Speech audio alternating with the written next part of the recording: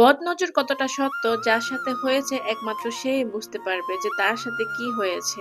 জগৎটা এখন এরকম হয়েছে যে কেউ কারো ভালো সহ্যই করতে পারে না। কিছু কিছু মানুষ আছে আরেকজনের সুখ দেখে অনেক জ্বলে। ওইসব মানুষের তালিকা থেকে আল্লাহ আমাদেরকে হেফাজত করুক, আমরা যাতে ভালো মানুষ হয়ে বেঁচে থাকতে পারি। আসসালামু আলাইকুম, কেমন আছেন আপনারা সবাই? আশা করি ভালো আছেন। ছোট্ট একটা মিনি ব্লগ আপনাদের সাথে শেয়ার করব।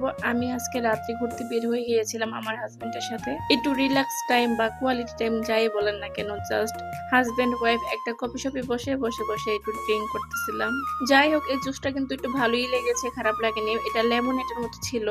তো সবাই তো দেখতেই পাচ্ছেন আমরা একটা কফি শপে আসছি, এখানে বসে একটু গল্প করতেছিলাম। তো এক কথায় বলবো যে এখনকার বর্তমান মানুষ, আপনজন মানুষই মানুষের সবচেয়ে বেশি শত্রু হয়। এবং বাহিরের পাবলিক গুলা কিন্তু আপনার উপর বদনজর দিবে না, বদনজর কিন্তু আপনার কাছের পরিচিত মানুষগুলাই কিন্তু আপনার উপর বদনজর দিবে এবং আপনার সাথে অনেক বেশি হিংসা করবে। তাই আপনার ভালো দিকগুলা বা ভালো সময়গুলা বা ভালো স্মৃতিগুলা ফেসবুকে শেয়ার করা থেকে বিরত থাকুন। তো যাই হোক, আমি এখানে প্রায় 1 ঘন্টার মতো ছিলাম। 1 ঘন্টায় আমরা গল্প করে এখন বেরিয়ে যাব। যাওয়ার সময় আবার একটু ভিডিও করে নিচ্ছি, কারণ এই ডেকোরেশনটা খুবই সুন্দর লেগেছে আমার কাছে। তো যাই হোক, ওদের কফি শপটা কিন্তু খুবই সুন্দর। এখন আমরা বাসায় চলে যাব। বাসায় যেয়ে এখন আবার পরিবারের জন্য সবার জন্য রান্না বান্না করব। তো আজকে শর্টকাটে কি রান্না করতেছি সেটাই আপনাদের সাথে শেয়ার করব। যাওয়ার সময় আবার বাজার থেকে টুকটাক বাজার করে নিয়ে গেলাম, কারণ বাসায় যেয়ে তো আবার রান্না বান্না করতে হবে।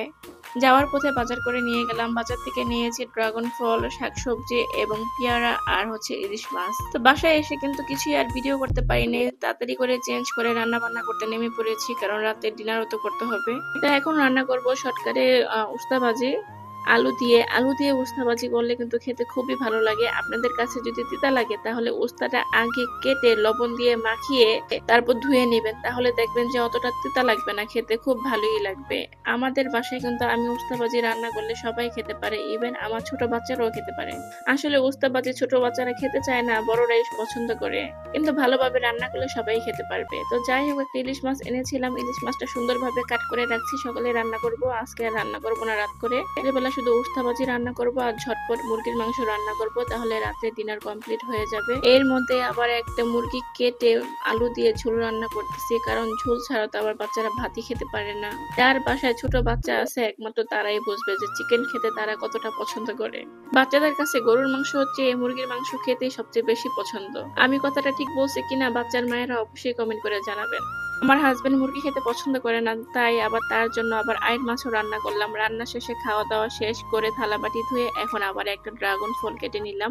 ড্রাগন ফলটা আমরা ফ্যামিলি সবাই একসাথে বসে গল্প করবো আর খাবো। তো আজকের মতো এই পর্যন্ত। এই ভিডিওটা কেমন লেগেছে অবশ্যই কমেন্ট করে জানাবেন, এবং আমার ভিডিওগুলো যদি আপনাদের কাছে ভালো লেগে থাকে অবশ্যই একটা ফলো দিয়ে দিবেন। ধন্যবাদ। আরেকটা কথা হলো, সম্পূর্ণ ভিডিওটি দেখার জন্য আপনাদেরকে অনেক অনেক ধন্যবাদ। Thanks for watching my video.